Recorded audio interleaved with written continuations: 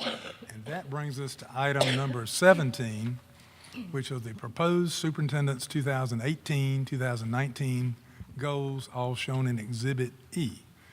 And with that, I think I'm going to turn it over to Dr. Melton. Thank you, Mr. Gant. I appreciate that. If you all would join me, as Mr. Gant said, in Exhibit E, please allow me the opportunity to talk you through the structure in which you see. The first section outlines 5 what we call overarching areas. Obviously, you can see working on the strategic plan in the first bullet, then achievement in the second, customer service being a focus in the third bullet, our quality communication to both internal and external stakeholders as the fourth bullet, and then the fifth bullet goes exactly to what you just heard the presentation about, our learning environment where students and staff feel safe physically, emotionally, and socially. Now, the context of what you're going to see to follow that is explained in the paragraph. We are preparing for our next accreditation review in the spring of 2020, which doesn't seem that far away in the sense it does and it doesn't in the other. We need to make sure that we are prepared for this return visit and also responsive of the improvement priority that we'll get to in just a moment. So the 5 goals that you see outlined for you are in our strategic plan that this board has approved each year. We are required to offer an annual update, but my recommendation is that this become a guiding document, a roadmap of sorts that we can really land the work that we do throughout the year this year to make sure that we have measurable goals and that we are using the resources that this board has supported us to have, but also making sure that we're making gains towards the goals that are outlined. So that when it's time for us to sit down with Director Holden, Dr. Harris and his staff, and all the other departments, and it's time for us to create our next strategic plan, we have a strong analysis of what we've identified, working under the new accountability system, which of course was not in place when this strategic plan was developed. So looking on down on the back of Exhibit E on the first page, you see the Advanced Ed Improvement Priority. We have got to give extensive work towards this system that we are required to create and produce to the reaccreditation team when they come back in the spring of 2020 to make sure that we can prove that we've been responsive to the priority in which was given to us. At this point, we don't have necessary documented evidence as to what this plan is going to be. So this will really guide much of the work that the executive staff and principals and we work on throughout the course of the year. Mr. Gann, I'll be happy to answer any questions that the board may have and accept any feedback and guidance as to what we need to do to make this in alignment with the board's expectations. Okay, I'll open it up for questions or comments, or Ms. Hutchison. This is a question. I have a few, but I'll just do this one initially. Under goal number 1, you mentioned bullet number 3, the VCG growth.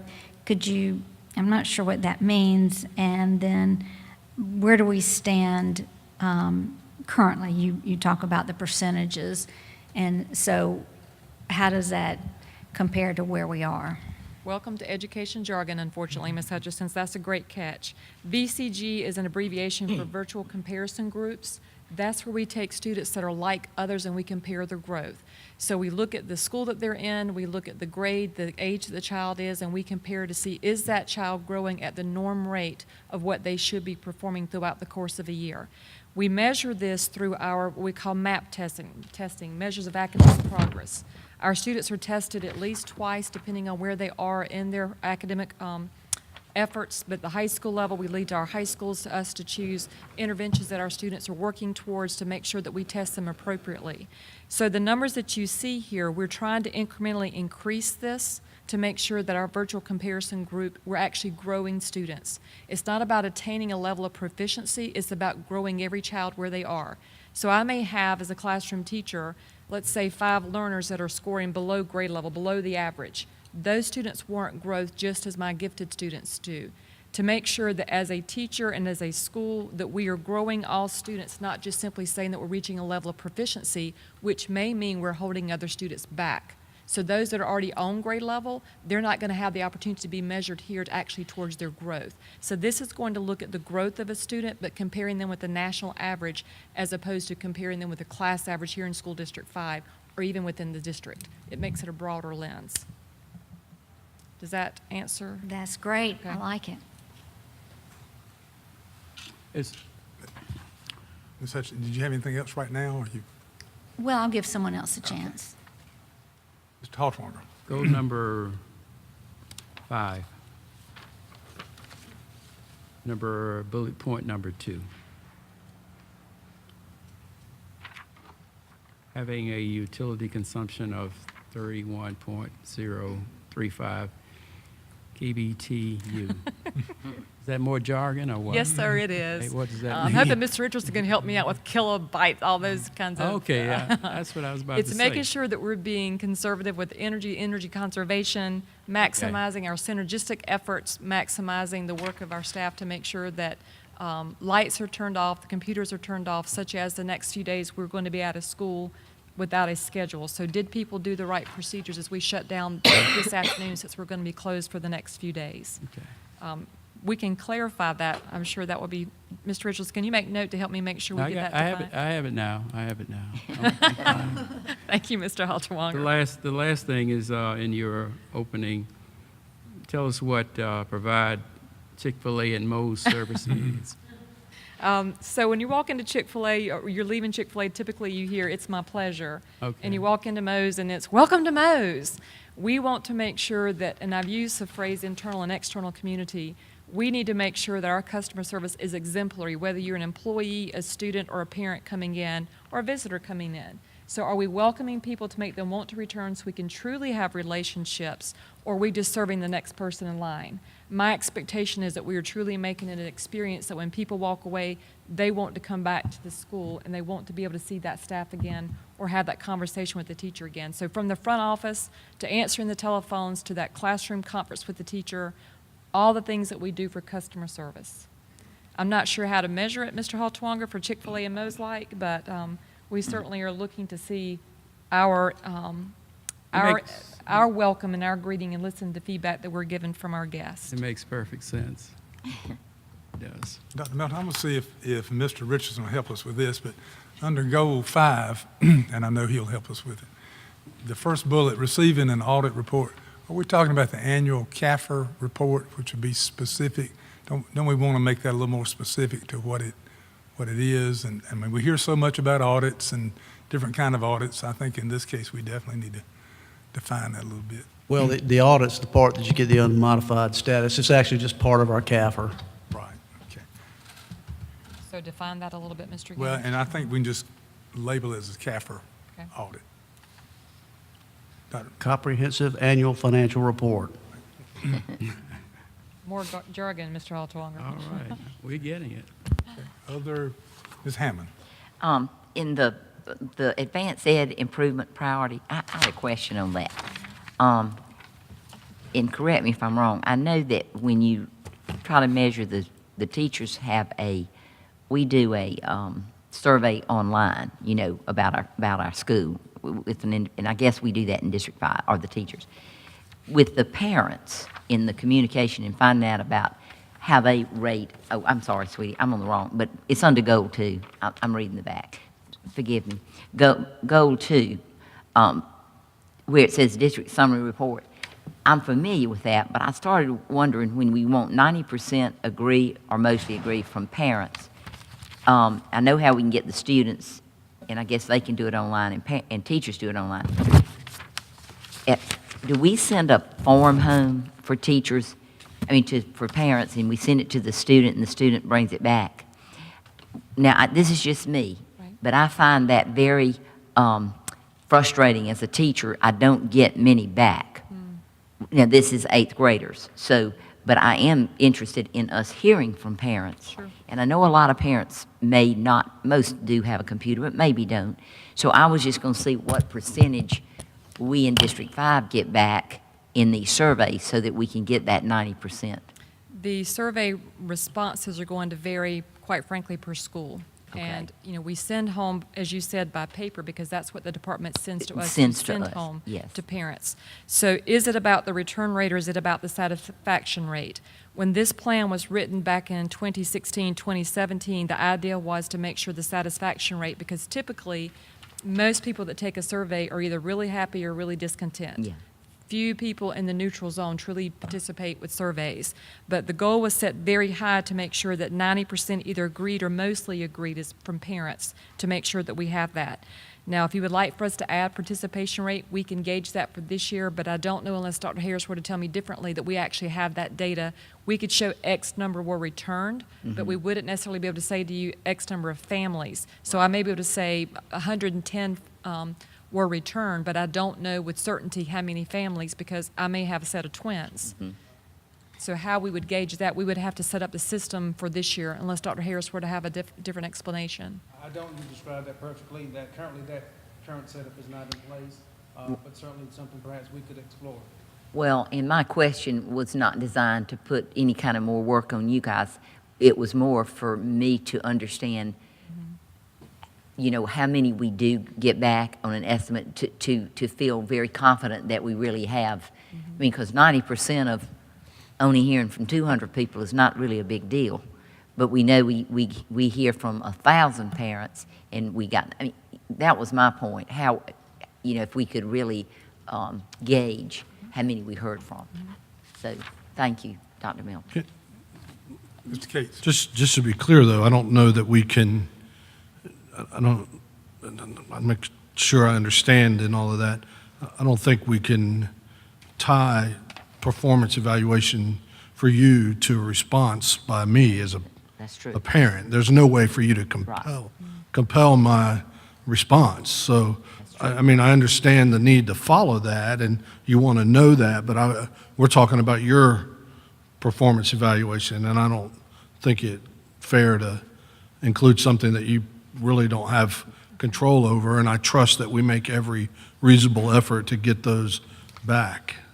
I think we do, but now that we have so much social media engagement, one of the charges that Ms. Goggins and her staff will be working on is making sure when it's time for those to go home, that there's an intentional focus to note that they're coming and the value of this, to make sure that we encourage more participation. And we've had many schools that actually host events around that time to allow that engaged audience to complete it while they're there. So I think there are some things that we can do to make sure that we get a higher return rate, but I just can't offer to you based on the current system because we quite frankly collect in sealed envelopes and then ship them back to the State Department. We don't even open the envelopes. They're just collected and returned to the department for their analysis. Well, Mr. Cates makes a good point. That I'd wonder that too, is why that would be, because that's really not something you or anybody in the district can control. So I just wonder if you put it in the goal simply because it's something the state survey puts out, so they want to see that maybe. And I appreciate the question. The bullet is actually in the goal because that's what's currently in our strategic plan. I got you. So if you all were to say that's something you would like to remove, we can strike it, which then means it's stricken from our strategic plan. We get ready to update it in April because it will be due April the 30th back to the department for our updates that we do throughout the year this year. Okay. So we can easily strike if that's a If recommendation that of would the make board. you feel better, we could do that. Strike it.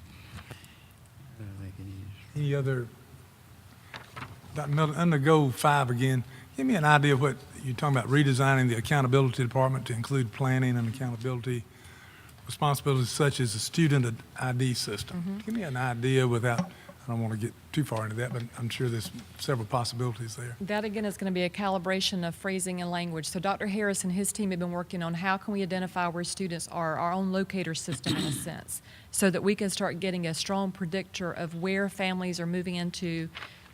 Is it necessary that we continue every year to contract with Dr. McKibben, or can we somehow have a strong predictor inside of our own enrollment database to be able to look ahead?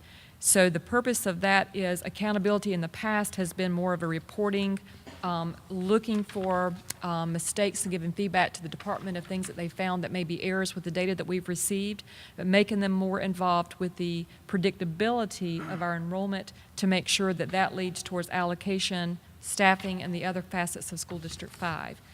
Dr. Harris, anything you want to add to that as far as what you're doing with planning and administration and how the department has changed now that we've gotten Mr. Holden in place?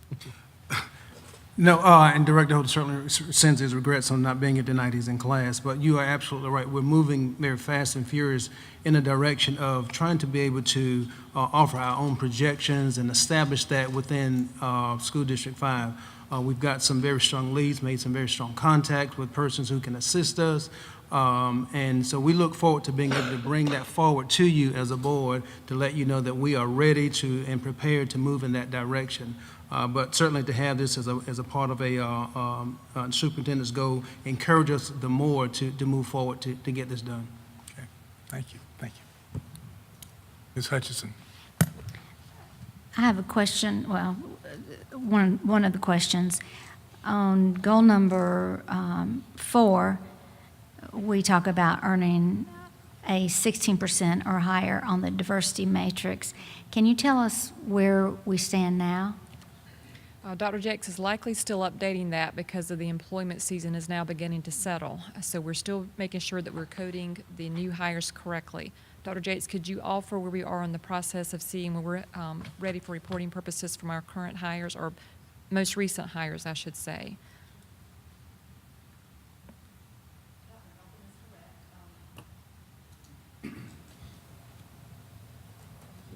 Dr. Melton is correct. We are continuing to bring employees on board. Of course, we brought names tonight to be our most recent employees. So we're in the process of coding, establishing all of the information. So I would expect that we will run a report within the next couple of weeks. And once those our hires, they're never complete. We always have variance, but we would be able to produce a valid number at that point. So it may be necessary, Ms. Hutchison, that we create some benchmarks along the way. Do we want to do a check after first semester? Do we want to do a check each quarter? Dr. Jakes would tell you employment is dynamic. What is done today may change tomorrow. She can tell you, I ask her nearly every day, what's our fill rate? But it changes every day because of that. So we could easily insert there that we offer a quarterly update to the board, a semester update if you would like, because what's reported at the end may not be reflective of what's happened throughout the year. Quarterly might be a little bit too much. I don't know how the ebb and flow, so I don't know that I feel very qualified in saying what would be adequate. I don't want to flood you with a lot of extra work, but whatever you think is most appropriate. And I don't think it has to be extended, just a simple update. It might be helpful for us to see, that would explain actually how it changes so much. And we certainly see that in our board packets each meeting, you know, where we're always approving new hires, et cetera. My next question is, well, this is an aside. I'm glad you brought up the utility consumption, and I'm hoping that that means that the school board meetings will not be quite so cold, but I see Ms. Stowers over there, sleeveless, and she's probably shooting darts at me, so I don't know. Ms. Stowers, yeah, I've got a little blanket on my lap, but you might have to come sit over next to me if you're that warm, and I'll just cozy up to you.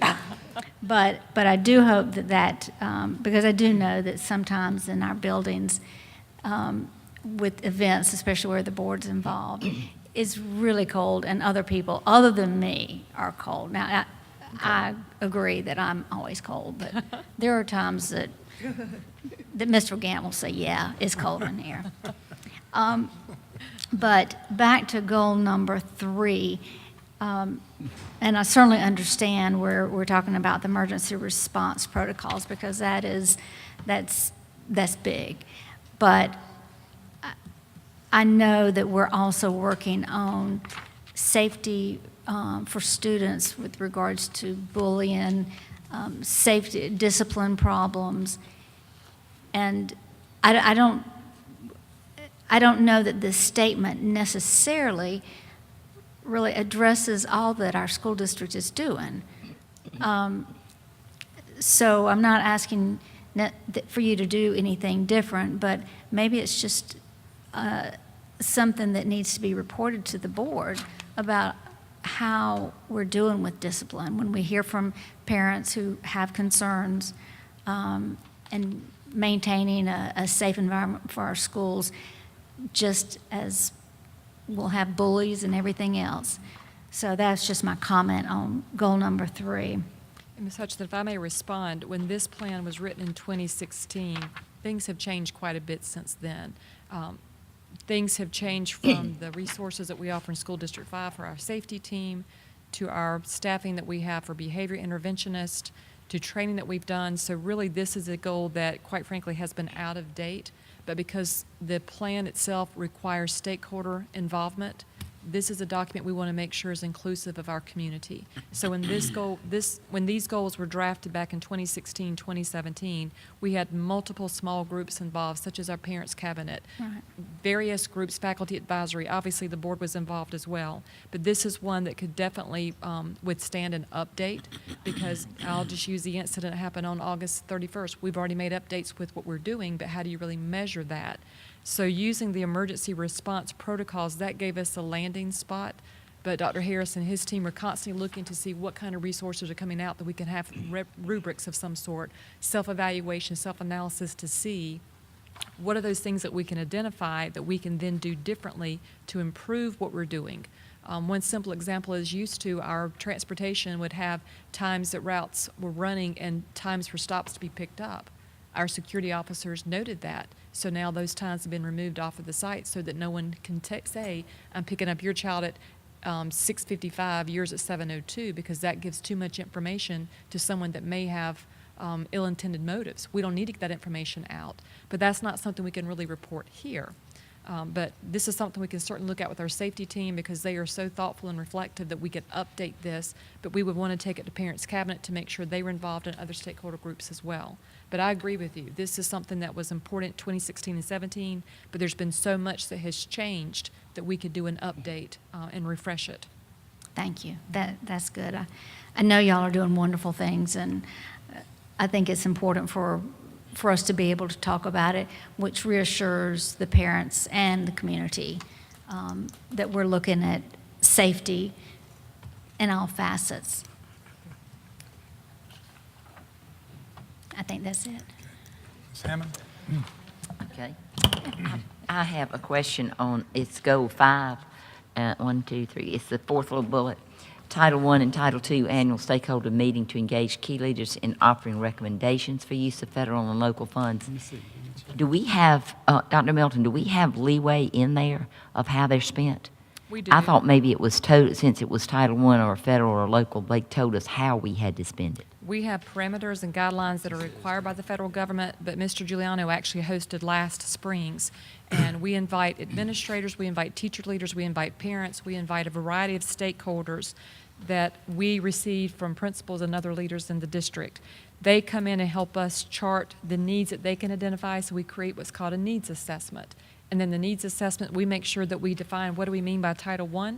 Title I goes towards students, Title II goes towards teacher quality and administrator quality. So we have them engage in a process, and then they go through brainstorming all the way to identifying priorities, and then those priorities are then embedded with our Title I planning and our Title II plans. Many of the things that we brought to you for our fiscal budget recommendations for 2018, 2019 were out of response to that Title I and Title II stakeholder involvement meeting. And those are things like if it's a reading interventionist or a math interventionist to catch Behavior children up. interventionist, yes, yes, ma'am. That's- Can any of those funds for interventionists be used at the middle or high school level, or is it all elementary? We have decided in School District 5 to focus primarily for Title I funds at the elementary level Yeah, for because that's preventative where it catches. purposes, but Title II spans across the system from elementary to middle, intermediate, middle, and the high school. You know, I was just thinking from Ms. Hutchinson's comments about that other goal with behavior or with safety. I think I've got excited about your program that you're going to do with USC.